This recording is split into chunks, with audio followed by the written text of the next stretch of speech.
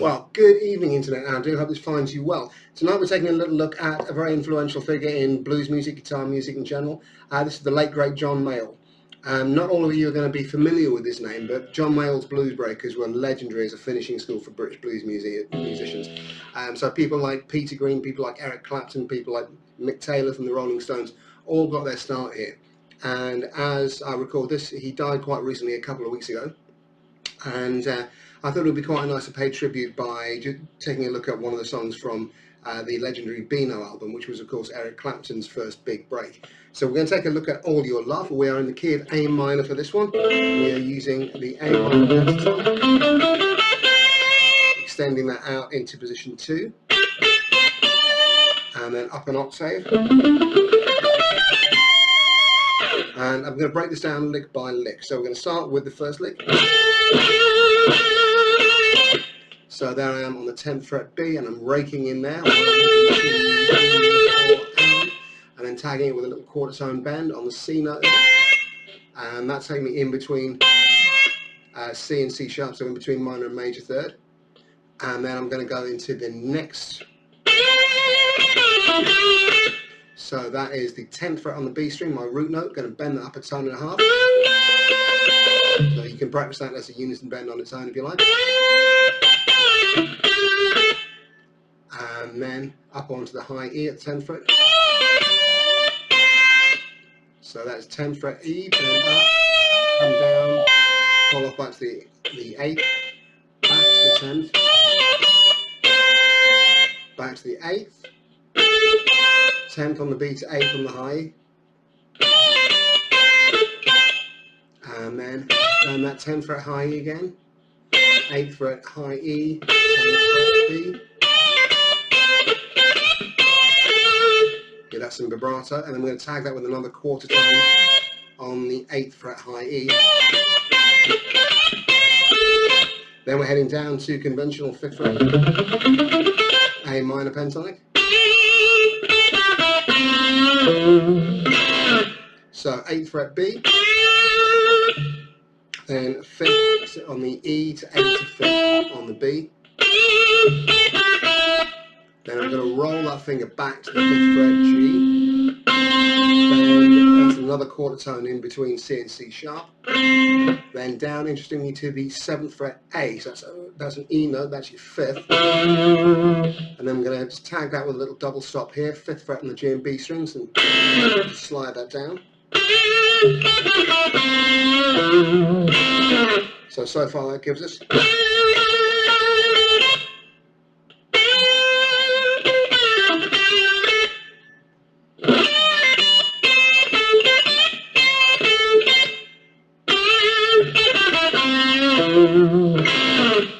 And then as we get into the E, the 5 chord,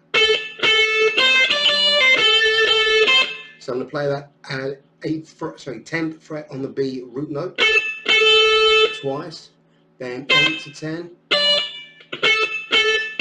on the E, pull off 10 to 8 on the E, and hit that root note twice again,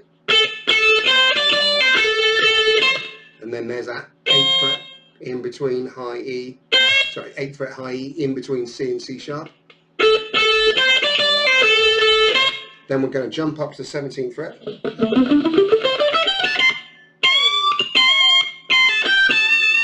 So that's 20th fret. I'm going to bend that up and back.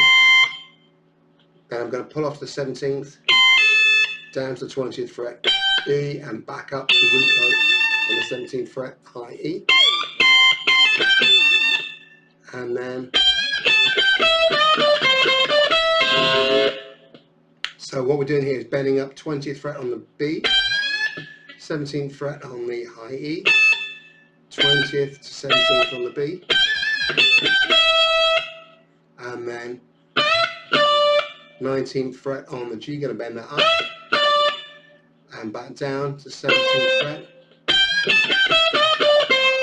back to 17th fret on the G, and then finish it with 17th fret to 19th on the G, 17th fret B, and then I'm going to hit 17th fret B and G together with a quarter tone bend there, and that's slightly sharp. So unusually it finishes on a mix of 3rd and 5th there. We're taking that slowly.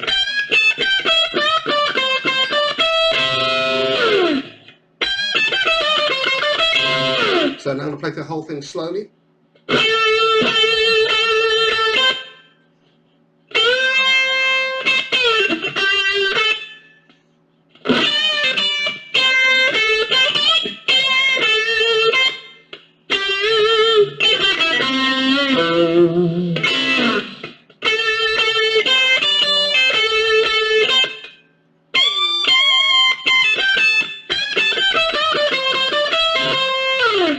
And now I'm going to just wind the backing track back to the right place, and let's give that a go.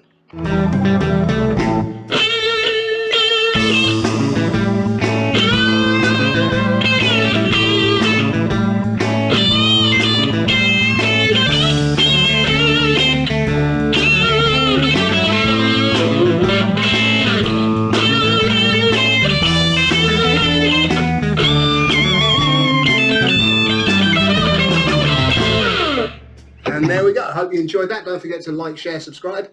Remember that it's one click for you, but for me, doing this on kit that's begged, borrowed, and gifted, and doing all the editing and stuff around my regular day job of teaching guitar, this is something of a labour of love. So it's one click for you, but it's a huge morale boost for me. So with that in mind, like, toast to you, John Mayall. Hope you're well up there, and I will see you again very soon for the Jimi Hendrix Style Guide. Alright, stay tuned. Bye-bye.